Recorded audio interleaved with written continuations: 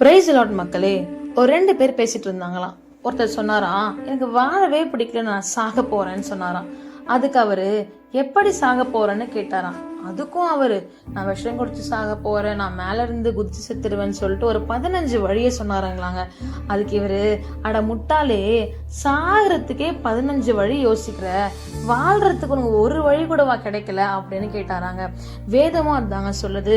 பிரசங்கி 8ஆம் அதிகாரம் 8ஆம் வசனத்திலே கூட, ஆவியை விடாதிருக்கிறதற்கு ஆவியின் மேல் ஒரு மனுஷனுக்கும் அதிகாரம் இல்லை, மரண நாளின் மேலும் அவனுக்கு அதிகாரம் இல்லை, அந்த போருக்கு நீங்கி போவதும் இல்லை, துன்மார்க்கன் விடுவிக்கவும் மாட்டாது.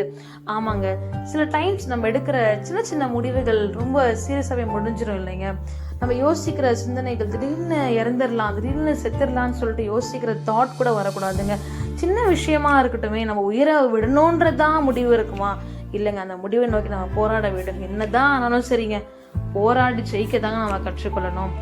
அதை விட்டுட்டு மற்றவர்களுக்காக நம்ம உடம்பை கீறி கொள்வதோ இல்லை டேட்டு போட்டுக்கொள்வதோ இல்லை ஏதோ ஒரு விஷயம் மற்றவங்களுக்காக நம்ம இறந்தே போயிடணுன்ற எடுக்கிற முடிவு ரொம்ப ரொம்ப பேடுங்க. அந்த மாதிரி திங்கிங்ஸ் நம்மளுக்கு எப்பவுமே இருக்கக்கூடாதுங்க. ஏன்னா நம்ம போராடி ஜெயிக்க பிறந்திருக்கிறோம். நம்மளுடைய உயிரை மாய்த்துக்கொள்ள நமக்கு அதிகாரம் எப்பவுமே கிடையாதுங்க. நம் வாழ்க்கையில போராடி நம்ம ஜெயிக்க தாங்க வேண்டும். இருக்கும் வரை நீ வாழும் வாழ்க்கை பிறருக்கு அர்த்தம் உள்ளதாக மாறினும் மரணத்தையே நீ வென்று விடலாம். ஆமாங்க, உங்க ஃப்ரெண்ட்ஸ்க்கும் ஷேர் பண்ணுங்க, தட்டி விடுங்க. Take care.